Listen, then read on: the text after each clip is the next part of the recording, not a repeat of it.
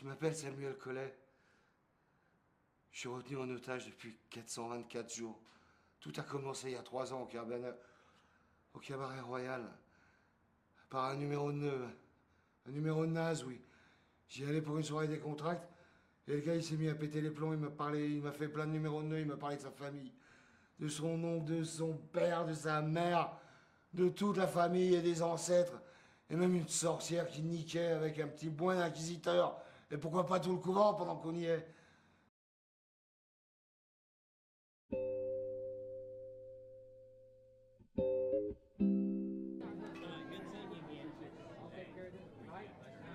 Bon alors, on passe à quoi maintenant? Ou à qui?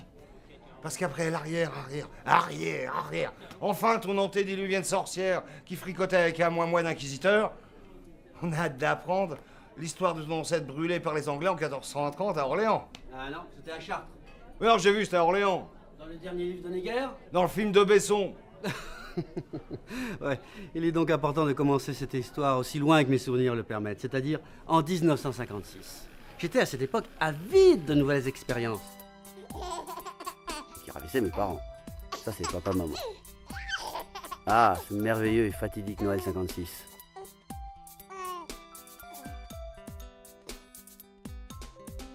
La complexité des nœuds. Au début, j'essayais, mais je n'y arrivais pas. Faut dire que lorsqu'on a 18 mois, la coordination n'est pas au top, non?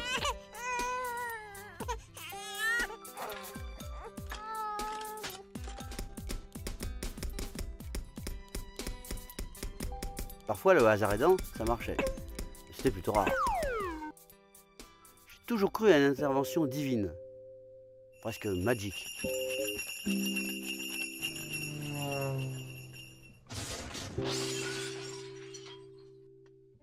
Le lapin arriva comme un messie.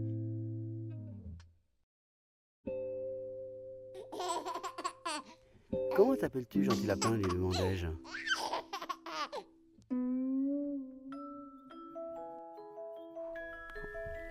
Pinou. Pinou. Pinou, me dit-il de sa petite voix. Mais vous arrêtez le spectacle pour nous raconter que vous savez pas faire les nœuds?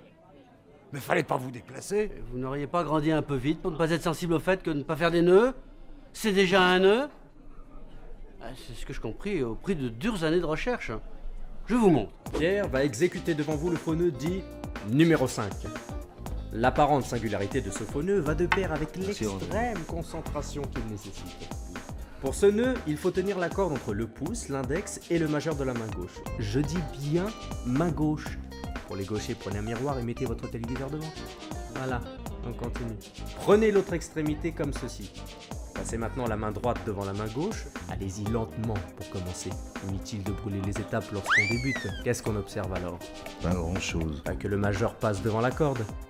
Il faut alors faire pivoter l'extrémité, ce qui permet de la rattraper comme ceci. Et de former un nœud qui disparaît aussitôt. Revenons en arrière sur ce dernier point très important, le pivot de l'extrémité de la corde. Pauline, zoome-moi sur cette corde s'il te plaît, qu'on voit bien ce petit mouvement, invisible aux yeux d'un simple mortel, mais essentiel pour nous. Voilà, regardez. Hop, et un ralenti pour... Et hop. Ça va, on a compris, on va pas se faire en plus l'encyclopédie du nœud, non? Et ça, c'est incroyablement illusion.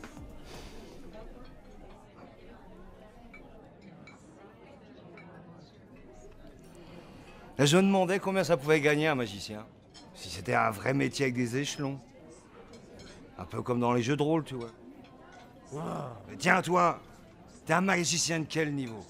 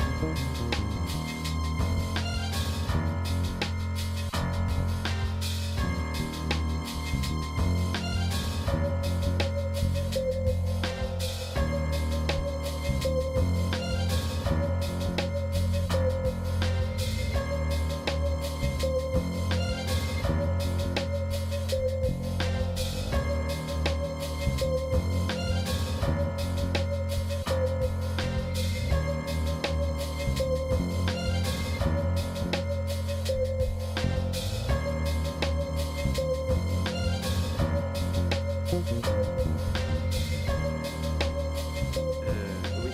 Alors, commença un long apprentissage solitaire couronné de nombreux succès. Alors que j'organisais des soirées collectives dans le truc machin chose. C'est